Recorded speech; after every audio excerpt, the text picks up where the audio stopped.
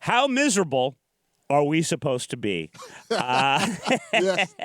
And it's written by a clinical psychologist specializing in neuropsychology. That you were thinking about doing that, right? Well, yeah, it's not off the table. No, it is, because you have to have a background and brains. I could learn. I don't know about that. Like it's hard? There are apparently serious disagreements on where to draw the line between the two. When it comes to full-on depression and just feeling bad.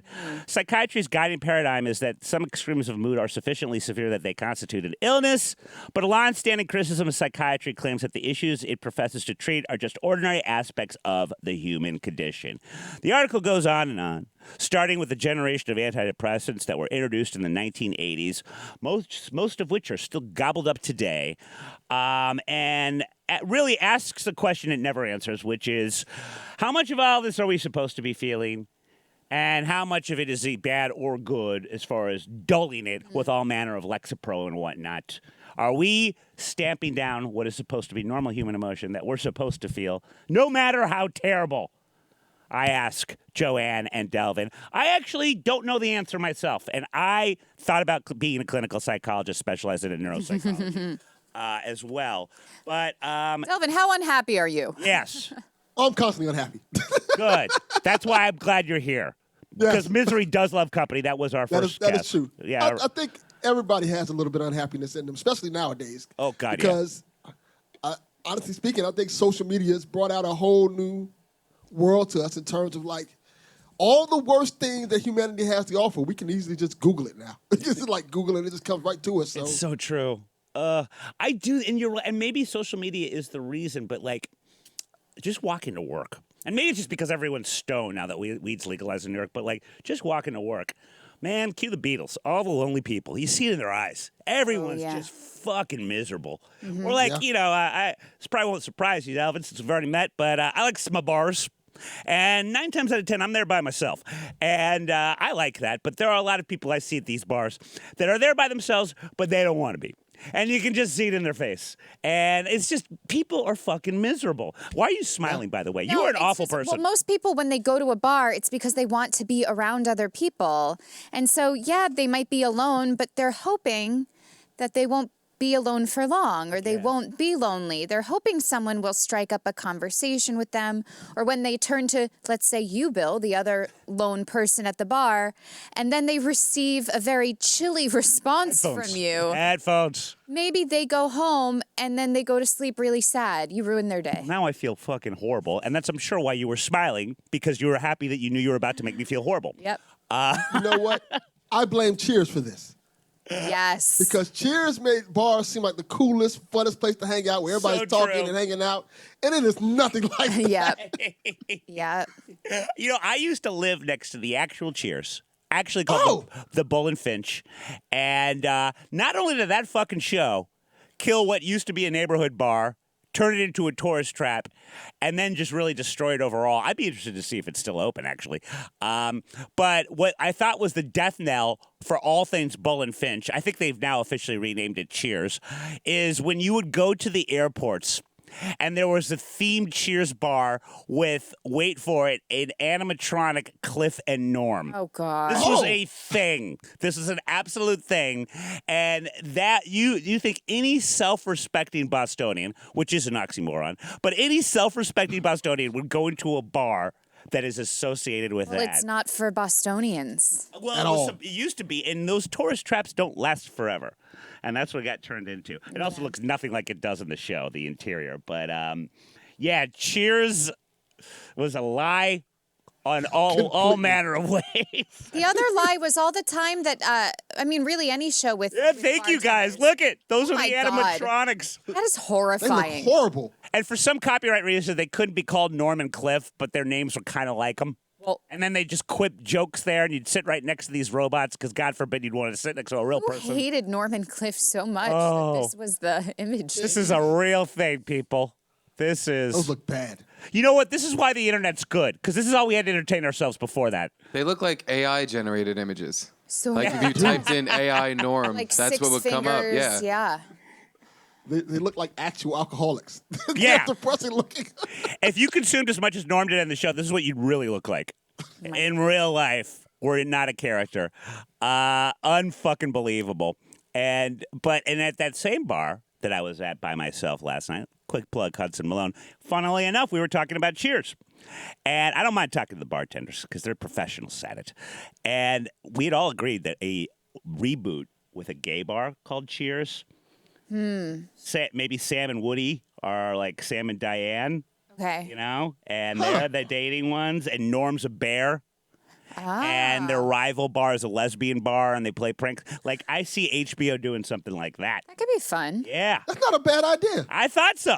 And like anything in a bar, it goes nowhere. But, yeah, I feel that is a Cheers. That's the Cheers this generation And then deserves. who's the head bartender? Sam. Sam. Sam Malone. I think Or Sam. Samantha? I think Sam should still be straight. I like that idea That's too. great. No, and then yeah, in- he's like in long the gay bar, suffering, rolling yeah. his eyes at all the stuff. And Carla could be Carl. I don't know. We're spitballing. But, yeah, fucking Cheers ruined everything, man. And also, like, what did Norm do? And Frasier, for that matter. I guess Frasier was a therapist, but he was fucking there all the time. Do we know what Norm did? Because he came in a tie. I don't know. That's a good question. Cliff obviously was a post office guy. And by the way, that's a commentary, I'm sure, on our nation's mail system, because he was always there. But what the fuck did Norm do? But the point, it doesn't matter, right? He's the everyman. He's, the viewer wanted to see themselves in him. Like, as the regular, everybody knows him. So I guess, we didn't need that detail. I've never walked into a bar and everyone go, boo! I think they've said, go! Yeah. Don't come in here! But never in my name. Yeah, no. As soon as someone knows my name at an establishment, that's when I'm like, I need to go somewhere else. Yeah, that's a good point. There was like a No one really, Lucky's Burger is a burger place, a small joint in the city. And I lived like right above one when I first moved here, and I would go pretty frequently. And at one point they knew my order. Like, I came in and they're like, do you want the number 8 again? And I was like, I have to go. Yeah, I like that, though. Easy peasy. I got Maker's Neat and a Guinness before I hit the stool. So in that way, I am a bit like Norm there. Except, again, everyone hates me. Yeah. But what do you think? See, you seem to me to be devoid of feeling. An ice princess, if you will. So you're the bad thing is you're never happy. Sure. But the good thing, Delvin, is she's never upset either. Sure. She's an automaton. Yeah. More That's robot, more machine than man. A little Darth. What do you think of This this? is how I stay happy. Honestly, I think if a little bit of sad feelings are fine, if you cannot get out of bed in the morning, that's when you need to see a doctor and get some medication.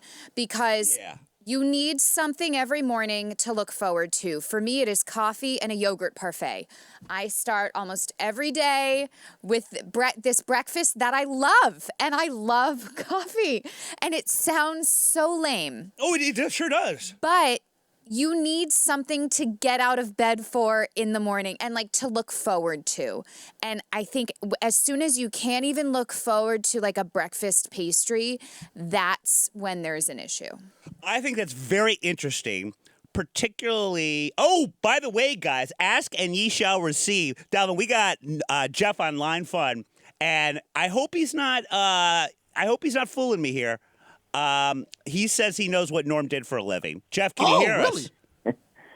Yeah, he was an investment type banker hedge fund guy. There was also an episode where he came in and gave a hot tip to everybody in the bar, and everybody wanted to jump in, and then it like tanked, and then he bought them all back out just to be nice, and then he sat on the stock, and then like it took off, and he made a bunch of money, and then they were That's all a pissed great episode. because they didn't make any of the money. By the way, Isn't that insider trading? oh, it's totally, yeah. Yeah, Norm was 100%. like an alcoholic Bernie Madoff, but which is probably redundant. But that's a great episode. But by the way, who the fuck on TV Cheers or in real life would take financial advice from a guy like Norm? A guy gonna that is say at that. the bar Yeah. from sun up to sundown. exact same Hey, I thing. got a I hot think it was stock an tip. episode highlighting greed. Not to mention, Greed and the remember, lack of patience. yeah, remember Norm had an account there. Norm never paid for a beer. He's like, put it on my Yeah, tab, Sammy. It was a tab. Put it on my tab. Which actually, come to think of Didn't it, means Cliff he's have a tab, genius. too, I thought. Yes, Cliff did have a tab. Yeah, maybe. Although Cliff, no one was ever real happy to see Cliff, because Cliff would always have these fun facts no one cared about. Sammy, you He know was the powerful know-it-all guy. the centurions in the 4th century BC. Sounds like someone we know here on I this was going to panel. say, everyone has a friend like that. I feel like I Thanks, guys, maybe for punching out. Thanks, man. Oh my God, Norm had a job. He was bad at it, but he had one. Yeah. Wow, that's really funny. It might be hard to find, but there is a internet clip out there of me having a chugging contest with George Wendt of Cheers fame. And spoiler, I may have beat him. Although it's a little up for God, debate. why'd you spoil it? You're very condescending today. I do dribble a little bit, so it's up for debate, but it's quite impressive. And you can hear the other panelists being disgusted at us for how quickly we did it. And again, like, Delvin, where is your head? I love how way off track we got on antidepressants as far as the whole history of Cheers is concerned. But what are your thoughts? Are you kind of like Joe, where there's the line really is if you can't get out of bed? Yeah, That's it's all about balance. Yeah. That's all it really. It's all about balance. If you can get through each day without doing something crazy to someone else and hurting anyone, you should be fine for the most part. You know, I find multiple reasons to get out of bed. I'm generally a happy person, and I enjoy life, contrary to popular belief. But you know, it's just it's all about balance. As long as you're not hurting yourself or hurting others, I think you're pretty much okay. Once you get to that point where you feel like you're gonna hurt others or yourself, you might need to seek help then. Yeah.